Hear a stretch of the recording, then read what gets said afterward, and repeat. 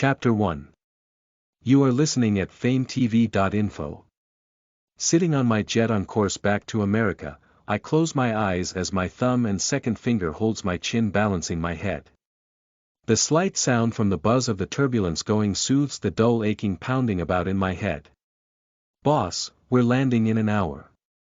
You haven't rested since the meeting back in Shanghai. How about you rest for the time being and I'll wake you up once we're cleared to leave the jet, says my first-in-command Brian. The worry is evident in his voice and I am in need of rest that I wave my hand without opening my eyes and lean back against the seat. Taking in a deep breath, I sag into the comfortable seat and relax my frustrated expression that is causing my brows to knit. My mind is still racing like crazy after the conversation I had with my new business partner Wei Lan that is based in Shanghai. He owns a few hotels and decided that he wanted to expand to South Korea and wanted my support. I'm happy to support anyone as long as they are willing to work with me and not fuck around. Wei Lan doesn't seem to fuck around, so I'll cut a deal with him in 2 weeks when he comes over. I don't want to host him, but I will most likely have to when they arrive. I say they, meaning him and his boyfriend, that I was pretty surprised because I've known him since my predecessor was in charge of the mob and I know he isn't a homosexual, and this took me by surprise when the man, his fiancée, Tian, showed up and sat down on his lap. Our conversation paused because, the moment Tian sat down on Wei Lan's lap, the two exchanged a heated kiss that even I, a heterosexual, felt heat coursing through my body. I was totally taken by surprise because I know for a fact that he isn't gay, so how could he have suddenly changed? That I'm a straightforward guy. So after their kiss ended and the lovey-dovey shit, or well, I shouldn't be disrespectful, when they were done fawning and mewling over each other. Wei Lan, and this. Since when are you gay? I right out asked him, and he looked at me as if I was crazy. His fiancée looked over at me with a frown and got off his lap and sat his arse down on the seat beside Wei Lan. Wei Lan looked at his lover and smiled at him reassuringly while patting his hand. He turned to me and asked while narrowing his eyes at me, "Well, do you have a problem with me being gay?" I lean forward in my seat and reach out my hand to pick up the glass of Toto Petrus Grand Vin 2007. Swirling the glass in my hand, I bring it up to my nose and inhale the deep mulberry and black cherry along with cedar wood and earthy smell flavor. Taking a sip from it, I swirl the glass in my hand again and tilt my head.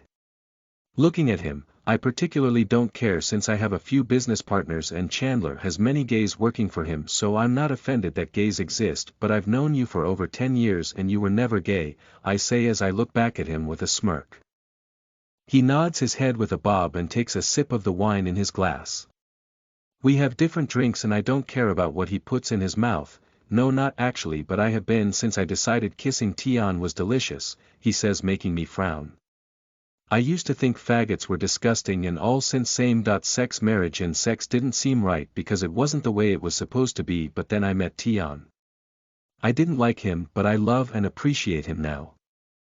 Our relationship was a farce in the beginning, he says and looks at me. I raise a brow and he smiles. I had this girl I was crazy in love with and fucked her. After a while, I grew tired of her because she became too fucking clingy and I felt that our relationship was suffocating and becoming toxic since we always ended up arguing and I hated the make-up sex, so I thought of playing gay thanks to Chandler's idea and it worked. My parents didn't believe me, so I had to actually get myself a boyfriend. I found Tian online, I offered him money and he showed me how to act gay, you know, like kissing and holding hands in public. We planned to get caught by my ex and my parents so that it was more convincing. It worked, but I had to play along for like about a year, and seeing that the two of us had nothing else to do, we got to know each other better.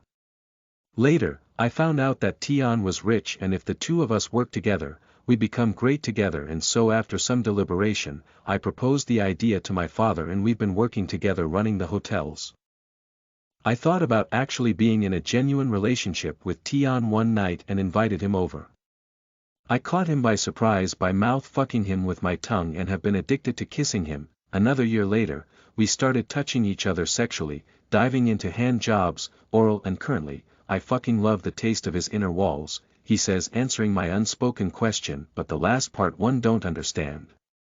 Inner walls? I question and Tian chokes on his water. Waylon helps soothe him while whispering who knows what in his ear. After his coughing fit, they both looked at me. Smiling, Waylon answered, "I'm not surprised that you don't know, but I was referring to fucking his ass with my tongue," he says, and my eyes widen. If I had wine in my mouth, I'd probably have a fitting cough like Tion. Waylon laughed it off and I didn't comment, it wasn't my place. I raise my glass and drink a third of the wine in my glass while looking at the couple exchange looks. After a moment Waylon turns to me, "You know, I never knew that having sex with a faggot would be so pleasing. Fuck it, I am currently proud of being a faggot and I don't give a shit about what anyone says, if they have a problem then so what, as long as it doesn't affect my Tion, we'll proudly walk side by side being faggots, right babe?" He says looking at Tion and he jumps in his seat while wiggling his body and it kind of looks cute if you think of it. They both look at me and Tion says, "I hated him but after getting to know his ass, I've loved him ever since, that mixed together with his dick game in bed, I'm sure that we'll be together for many years to come and I'm surprised that we've done so much, because when I met him, I instantly knew he was a dick but now, he'll get down onto his knees and suck my cock and he loves it while I ride his face.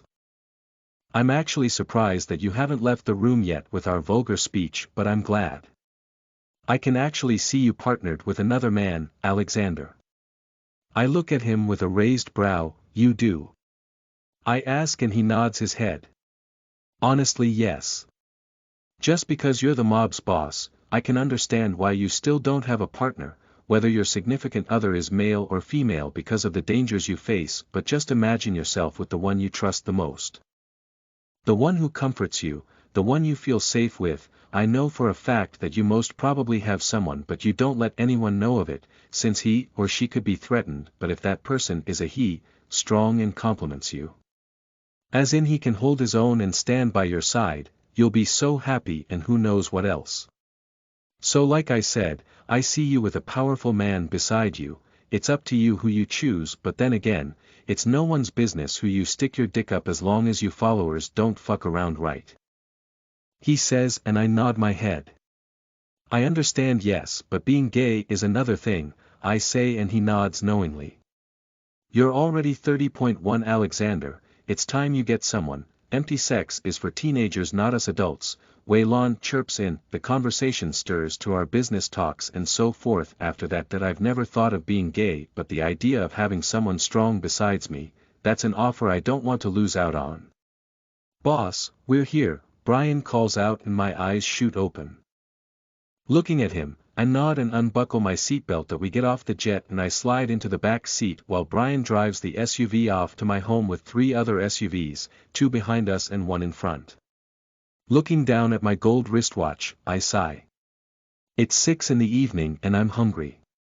"Where's my phone?" I ask and Brian hands it over his shoulders to me.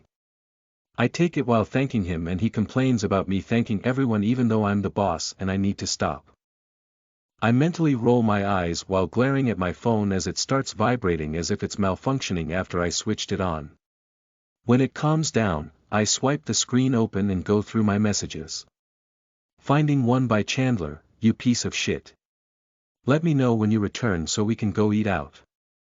It's been 3 days and you know I can't go a day without seeing your handsome and shitty face." A smile tugs at my lips and I dial his number. After 3 rings his deep and raspy voice greets me, "You piece of shit. You motherfucker, why do you sound out of breath?" I ask and he starts laughing. "Well, I just got back from my evening run, are you back?" he answers then asks me. Humming I answer him, "Yes, still on for dinner." I ask and hear him chuckle. "Always, where should I meet you?" he asks and I feel my heart tighten for some reason. "I'll head over to your place after freshening up, I'll be there at 8, cook us something delicious," I say and hear him groan into my ear. "Fine," he says and immediately ends the call. I've always hated when he did that and I've spoken to him about it being bad manners but he shrugged it off by saying he hates goodbyes.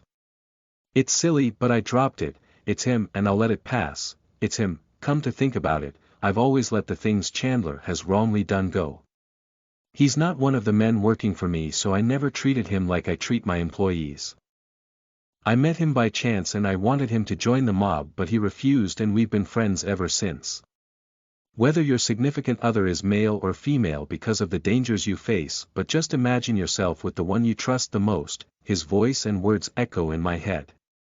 Why does this suddenly? The one who comforts you, the one you feel safe with. I know for a fact that you most probably have someone. One who comforts me, I feel safe with. Is that one Chandler? I ask myself while running my hands through my wet hair while washing out the conditioner from my hair. I then grab the Axe body wash and scrub myself down. Chandler, I don't know, maybe, but I've never thought of him that way. If we go about it the way Waylon did. Chandler, a multi-millionaire. He received the inheritance from his previous boss and was handed his company because the boss saw his like a son, and a year ago he inherited a jewel company that he did the finances of. He's a brilliant financial advisor and he does my finances for me too. If it wasn't for him, I wouldn't have found out that I was having my money taken from me, sexually. I doubt I'm attracted to men in him. He's never had a girlfriend. No, wait, we threesome with Bianca every other weekend. Drying myself off, I pull on black briefs and a Nike, gray sweatpants that has a black stripe going down its sides. Pulling a white t-shirt over my head, I pull it down and pull on socks and step into my Nike slip-ons. Looking into the rearview mirror, I see Brian following behind me like always and look back in front of me at the road. I pull into traffic and I can't help but think back to that conversation and comparing it with Chandler. Maybe, just maybe. Listen to the full novel at FameTV.info, direct link in the description.